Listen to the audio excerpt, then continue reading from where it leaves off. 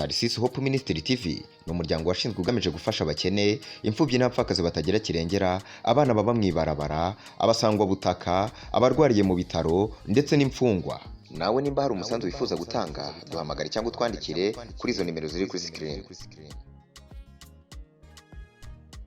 Duhe ikaze uburongoye ubuhagarariye abasanzwe barukiye mwishira hamwe kugira ashobora byisha dusiguriye ndetse ashobora kutubwira n'umuzo wa DPN ukungene umeze ndetse ashobore guca afata n'ijambo ashobore gushikiriza ijambo usanzwe warongoye ishira hamwe ndavuga umunyamitahe yashobora bishoboka byose kugira DPN ashobore kuba ari hano iwacu mu Burundi. Banyakubahwa turabahaye ikaze. Nyuma yaho turaza guha ijambo abanditsi n'abamenyesha makuru baze kugira ico bashikirije, ariko ahanini nuko bose babanza kwanza kumenya icatuzindukanye hano ndetse n'icyatuzanye muri kino kibanza. Murakoze. Murakoze cyane kanya mumpaye.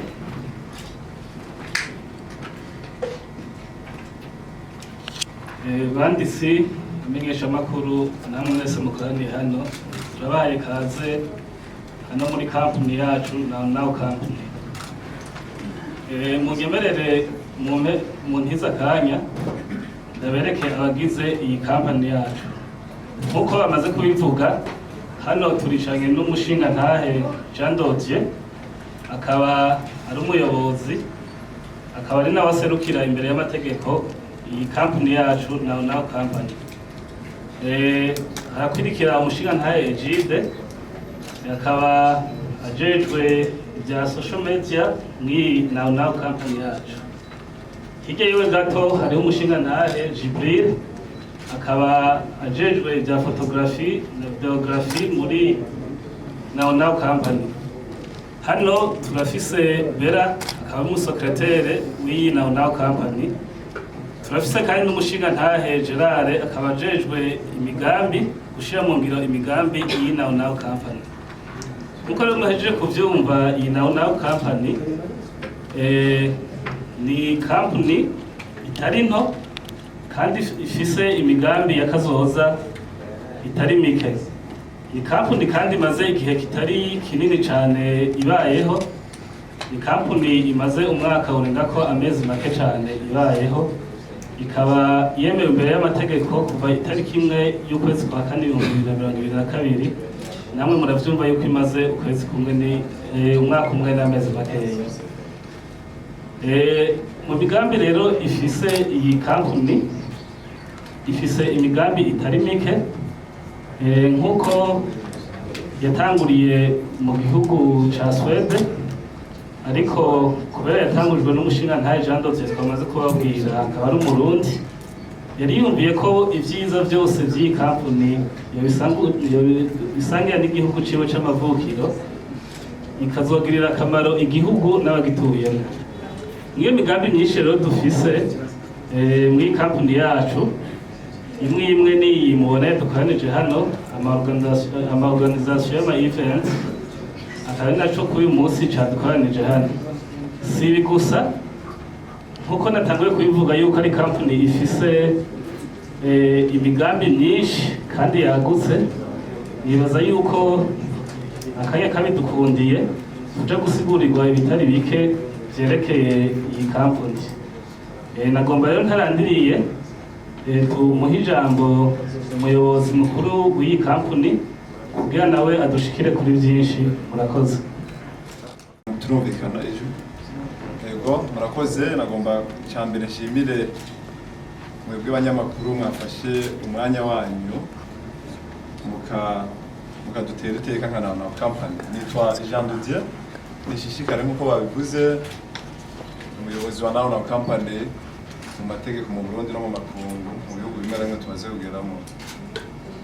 Hanyuma ndanezerewe cyane, ndanezerewe kuba mu gihugu c'amavukiro uyu munsi ndi kumwe namwe banditsi n'abanyamakuru mwaje kudutera iteka ryo kugira ngo twerekane bimwe mu bikorwa dufitiye iki gihugu cyacu cyatwibarutse. Nezereje rero no kubabona hano.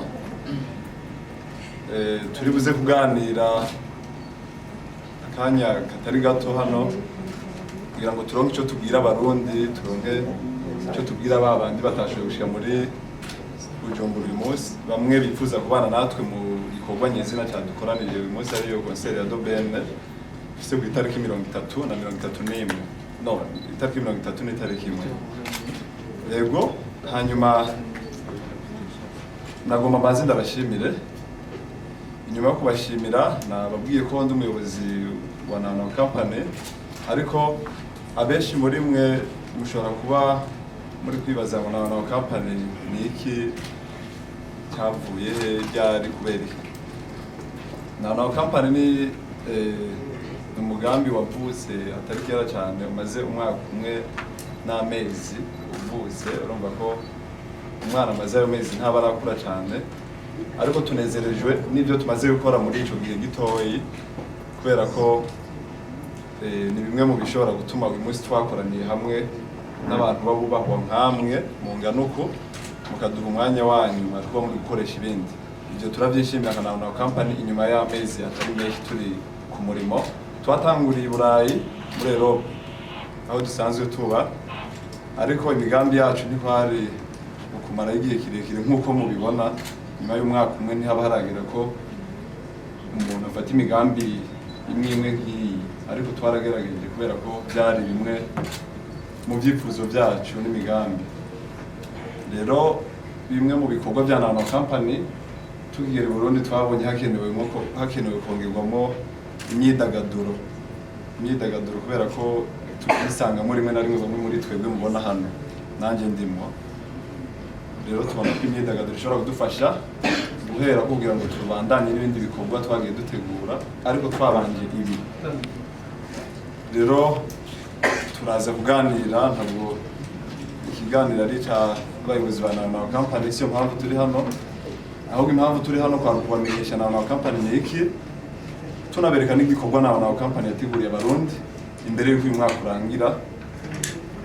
Nkaba ndabashimiye cyane, nkaba nifurije umwe wese yifuje kuganira natwe uyu munsi ngo yumve ko ari kumwe n'abavukanyi biwe, yumve ko ibikorwa tugomba gukora ari bya Nano Company ariko by'igihugu. Murakoze cyane.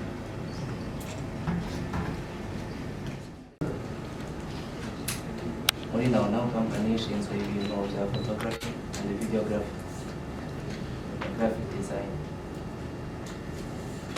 Ico nisho gisata ishinzwe muri Nano Company. Asante sana, yitwa Jibril. Nkuko mubibona niwe yakoze kava ni nyuma, niwe mu designer rwego mpuzamakungu, afise impamyabushobozi y'ibijyanye na design, yasohotse na Nano Company, yarashoboye kumuronsa ubushobozi arasohoka hanze. Murakoze cyane. Bayita Egide muri Nano Company, abanjeje muri kintu cya social media. Murakoze cyane. Yitwa Jibril, yitwa Egide akaba asa ibijyanye n'ibintu bya social media, akaba asanzwe yabikurikiranye mu gihugu cy'u Rwanda, akaba ariho yashobora gukurikirana ibijyanye no gukurikirana. Yitwa Ngabire Frank, nkaba ndi umuvugizi w'iyi company Nano Company. Mwana mwumvise yaratanguye avuga ndetse anashikiriza. Okay, murakoze cyane. Nitwa Igiraneza Ange Bella, abashinzwe kuba ndi umusekretari muri Nano Company.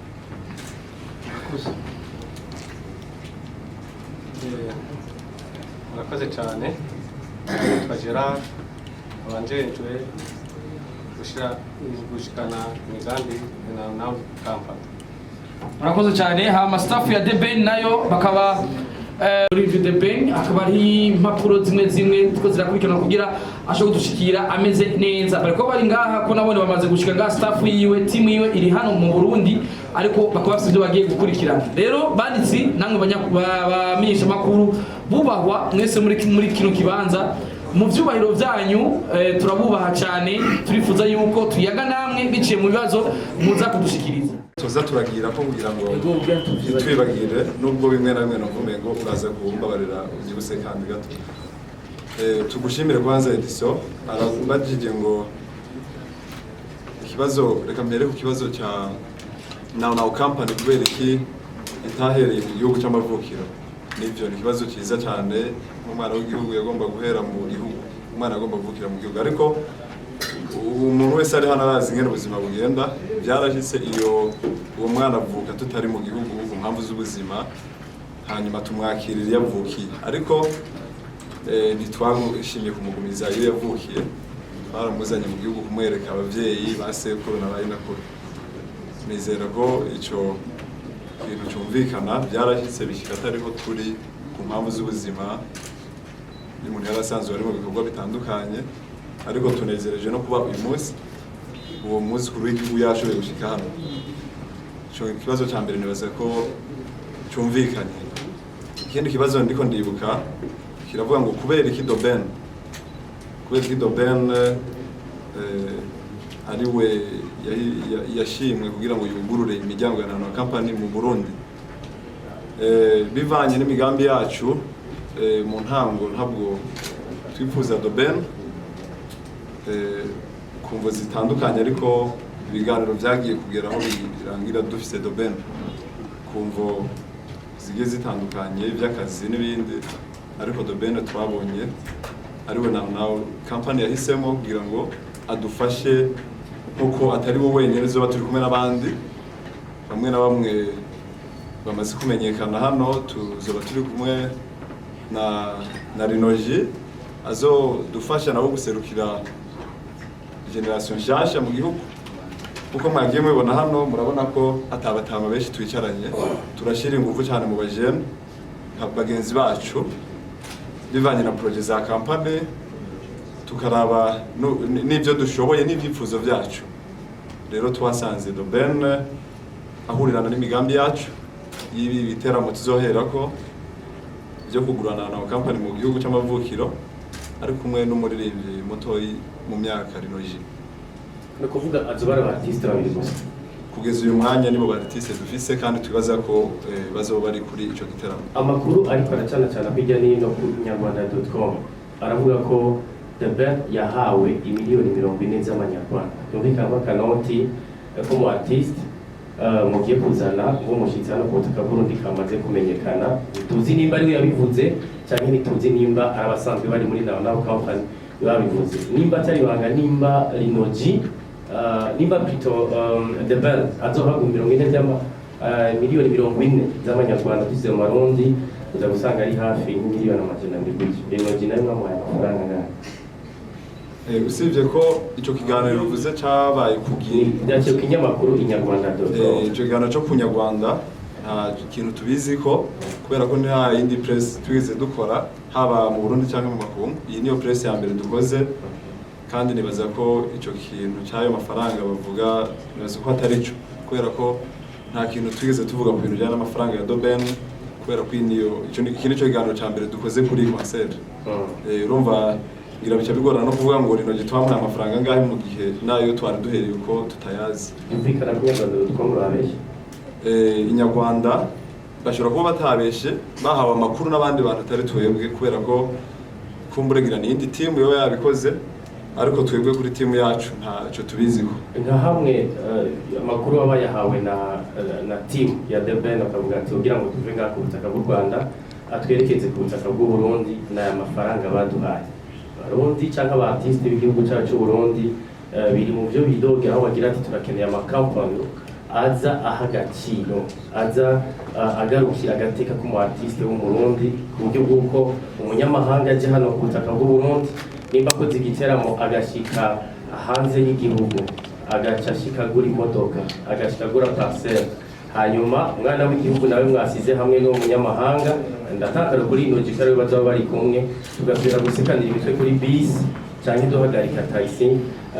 Nano Company je gukosora ikina cyane cyane muri byo bimaze imisi kubiraba, nimba Doben ahawe 40 miliyoni z'amanyarwanda na kandi ko ndatanga ko amaze kubibeshuza, hari mugasanga Rinoji ko tumva ko yahawe miliyoni cyangwa miliyoni 2, ubwo abarundi n'abanyamahanga mugiye kubabangabanganisha gutyo kugira ngo Nano Company kosora ibishobora kuba byarabaye nk'amakosa mu zindi company. Murakoze Diso. Iki kibazo nibaza ko kirebona dutwara kanya katari gato, kubera ko ni cyakamaro kuri abo haba kuri Now Company ariko cyane cyane no ku ba artiste. Uwo uratubagije ngo Rinoji ashobora kugira ubunuko birumvikana, ariko amakosa wavuze kumbure yaramaze ngo igihe akorwa n'andi makampani ntitubizi. Uyu munsi turaza kuvuga mu bintu cyane cyane bya hano byacu bituraba ko nabyo turekuriwe n'amategeko. Muri make aba artiste cyangwa umuntu ko twese turi hano ntabwo tunganya imyaka Edison. Ushobora kuba undusha imyaka cyangwa nkaba ndayikurusha, usanga abantu twese turi hano dufite ikintu tugenda turushanya. Ikintu gikomeye cyane ahubwo tubonereho n'amahirwe nka Now Company, sinibaza ko tuzoza kubesha utuze kuvuga ibintu bidashoboka hano. Impamvu twabahamagaye hano nuko tuvuga ibintu bishoboka ku ruhande rwacu, tunashobora no gukora. Hariho ibintu bidashoboka. Abo ba artiste bacu nimba banatwumva, je sindumva bariko baridoga, ariko urumva nivyo ntabwo bivuga utabizi. Hariho ibintu bitindogwa muri realite y'ubuzima. Umuntu agomba kumenya urwego agera ko mu buzima bwiwe. Turakoresha uburorero. Hariho ibintu nimba ko kari byo izo nduru zambaho, hariho ibintu umuntu agomba kumenya. Wari wese umuntu gukora umuziki ata muntu yabimubwiye n'ubuzima nakazi yihaye, nkuko abanyamakuru muri hano n'akazi kagaburira umuntu, niko ndabyibaza. Nubwo hari umuntu ashaka kubikora ashaka abikunda kugira ngo anezerwe n'ubuzima, ariko uko vyogenda kose ibiciro by'abaririmbyi ntivyigera bihuzwa bivanye no kugira ngo uteze imbere umuririmbyi. Ahubwo nka Now Company kubera ko turakunda iterambere ry'uwari we wese, ariko bihuye n'imigambi yacu. Iyo umuntu yateguye projet yo gukora amazi agavuga akifuza kuyagurisha $500 y'amarundi, nawe ugategura projet yo gukora amazi yene ukifuza kuyagurisha $300, ni ibyipfuzo byawe. Ibiciro bishobora kuba ari binini ku bene gihugu, ariko nawe ugasanga byibuze aho waranguye ibiciro ni binini. Ico nashaka kuvuga ni Rinoji na Doben dushobora kuzanga ngo tugire ikiganiro cy'ingana amahera bazogenda barushanya. Ibyo bintu na Rinoji nawe nibasiko bidufashamo, birumvikana. Amahera ntashobora kungana, ashobora kwegerana, kandi ibiciro nabo artiste kenshi hari n'igihe uhera ku byo bagusavye. Sinzi ayo yandi makampani uko abikora, ariko nibaza ko utoririmbisha umuntu ku nguvu bivana n'izina ryawe ukuntu ringana, kugira ngo umenye n'ibiciro byawe ukuntu biza kuba bingana. Kuriya no kurara muri hoteli usanga bitangana bitewe n'abanyene hoteli ko bavyipfuje n'ubushobozi bw'abakiriya. Nta kintu kinini tuzoza kongera ko ku bushobozi abaririmbyi b'abarundi bafise kiretse gufashanya mu gutera imbere, dufashanije twese. Ariko twebwe tuzofashanya n'abariko barakora cyane cyane, kubera ko imigambi ya Rebo nubwo tuyifite ntabwo irajya mu ngiro. Ubu turi gukorana n'abashobora gukora ibikorwa twifuza ko badukorera. Ikintu bijyanye n'amafaranga nacyo sindacumva neza, ko ntashobora gukora concert muri Rinoji ngo aca heba gukora ibyo bintu uravuga, biragoye cyane. Mu gihe nabo bandi bariko barishurwa menshi, bakoze amakoncert menshi, usanga ari no musi y'amahera hari Rinoji ashobora kubona. Igereranyo Doben na Rinoji mumbabarire cyasozera, Doben na Rinoji ntibangana, ariko ndatanga akarero just ko usanga umunyamahanga ahabwa agaciro cyane gusumba umurundi. Ariko muganga Now Company hamwe byo yoza itwereka ko ibishobora kuba byarakoze, kuko uje mu zindi company zakoze nk'iyi mu gihugu cy'u Burundi asigaye mugira mu. Urakoze cyane. Sabo ndagira ko ikibazo cya mbere batugiye ngo ikivugo cya kampani kiroroshye cyane, nicyo samwe birashoboka, kubera ko twagiye hamwe n'abajene, nubwo byahereye hanze ariko nabo twakoranye cyane bari abajene 90%, kubera ko tuzi neza iyo abajene benshi bari hamwe bashobora gukora ibintu byinshi, byaba bibi cyangwa byiza. Ariko twe imigambi yacu uko mubibona kibaza ko atakintu kibi cyadukoranije hano, twakoranijwe na event izobuza abarundi benshi kugira ngo banezerwe natwe hamwe. Tukira abanyene ku kivugo nabajije ati mbega imyidagaduro hano iwacu i Burundi mwayiha agaciro kameze gute na cyane muri nama imyidagaduro twayahaye ikibanza kinini kubera ko ni nacyo twashimye kuguriza ibikorwa bindi byinshi nanabivuze ko imyidagaduro tuyisangamo uko turi hano uyu n'umudizayina wagenje ibintu bijyanye n'imyidagaduro nawe hanyuma nanjye imyidagaduro ntiri kure y'ubuzima bwanjye abantu si cyane rwose ariko murabona ko ari igice cyacu n'imyidagaduro nabo turi kumwe mu makungu nabo imyidagaduro iri hafi ni nayo mpamvu twashimiye gutangiza konseri twari gutangiza uburimyi cyangwa ubworozi ariko twahereye mu myidagaduro kubera ko tubyisangamo ikintu basiko cyumvikanye ikindi wabajije ngo ikibanza tuzokoreramo igiteramo kugeza uyu mwanya igiteramo iri deside ko kibera Jardin Public konseri nini ya itariki imwe z'ukwezi kw'icumi hanyuma ibijyanye n'ibiciro nabyo nk'uko babibajije nabyo byaramaze gusohoka twaragerageje ko twasangira umunezero na buri muntu wese abishoboye twagize amatike agiye atandukanye amatike y'ubwoko bune tike simple izoba ari 10,000 mu kwinjira muri Jardin Public tike VIP izoba ari 50,000 hanyuma twaragize na tike sponsor kubera ko na company z'abagenzi benshi twifuza ko bagira na baronka umwanya wabo twaragize tike sponsor iri ku 500 tugira na table y'abantu batandatu iri ku miliyoni 500 hanyuma ugakonsoma champagne zibiri wihitiyemo cyo ni igiteramo kizobera kuri Jardin Public itariki imwe hanyuma twarateguye no guha akaryo b'abantu bose ibyo bashaka kuganira n'umuntu bakeneye umwanya wiyaguye icyo twokwita VIP twarateguye show iri VIP mu ijoro ry'itariki 30 z'ukwezi kw'icyenda twarateguye igiteramo kiri VIP twahaye akaryo n'abantu nabo baba bashaka ahantu hisanzuye bonyine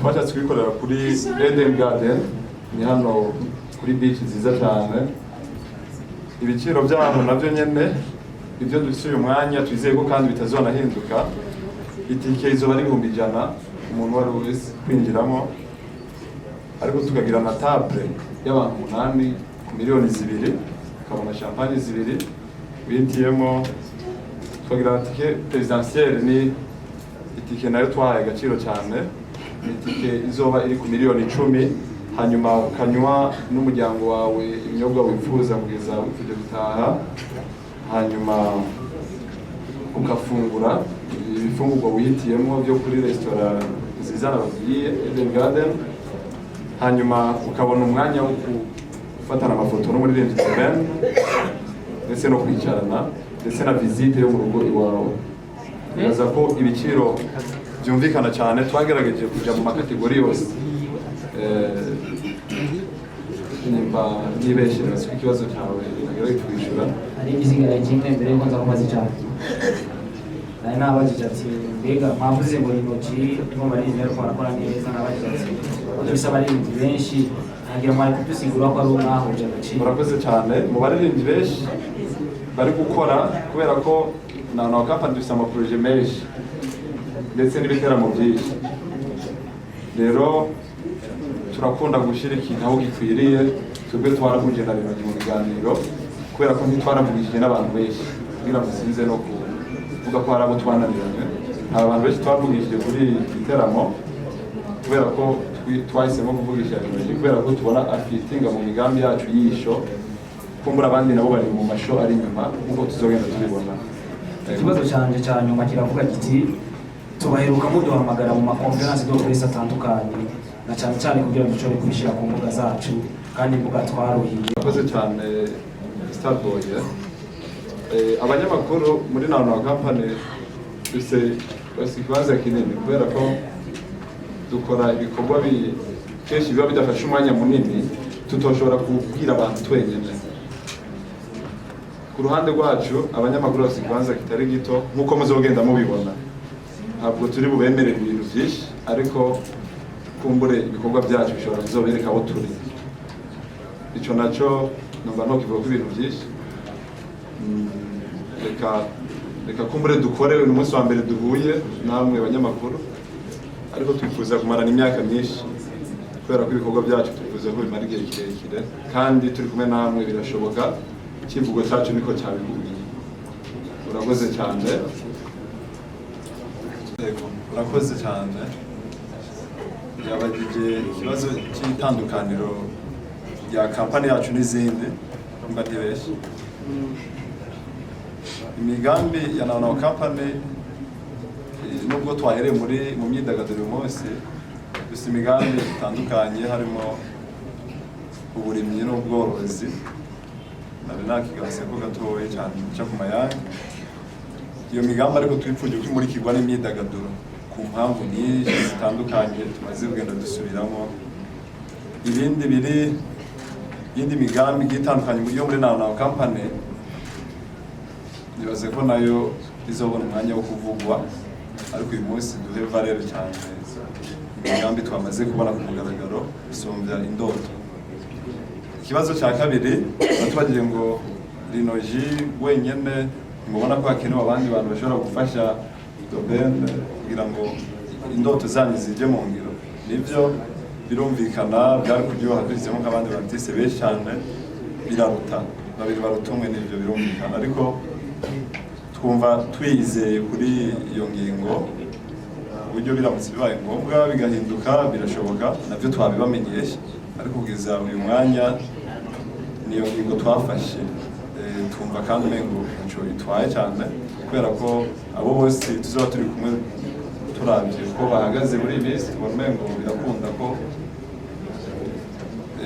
imigambi yacu ijya mu ngiro. Murakoze cyane. Bahari azoba hari kuri VIP show, tuzoba turi kumwe nawe.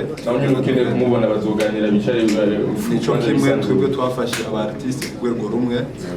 Ico ntashatse kubesha gusa ni ku rwego rw'amazina yabo kwangana, ibyo turabizi twese, ariko iyo dufashe umu artiste muri Now Company tumufata nk'uwundi. Ibyo nizera ko naco gitahuritse n'abazoba hari nabo bizoba ari nk'uko. Yes, hari ikibazo cy'uko kizobera ngaho Bujumbura gusa mbega mu ntara hagati, hama yuko ari komeye disho mbega tuzobona izindi ryari kigwena na Now Company. Ego ico kibazo, iyi concert ntabwo ari urukurikirane, ariko nibikurikirane by'amakonsert atandukanye. Nituzokora nk'iyi, ntabwo tuzozana Doben, tuzozana abandi, tuzokoresha abandi bo mu gihugu. Ni ibintu bigiye kwamaho. Nibaza ko inyuma y'amezi 3 duhejeje iki gitaramo muzobona ubundi butumire nk'ubu bwo kubereka abandi bashyitsi biteka tugomba kuzana mu gihugu, kubera ko ari intumbero zacu. Murakoze. Tarsis Hope Ministry TV ni umuryango washinzwe ugamije gufasha abakene, imfubyi n'abapfakazi batagira kirengera, abana baba mwibarabara, abasangwa butaka, abarwariye mu bitaro ndetse n'imfungwa. Nawe nimba hari umusanzu wifuza gutanga, duhamagare cyangwa utwandikire kuri izo nimero ziri kuri screen.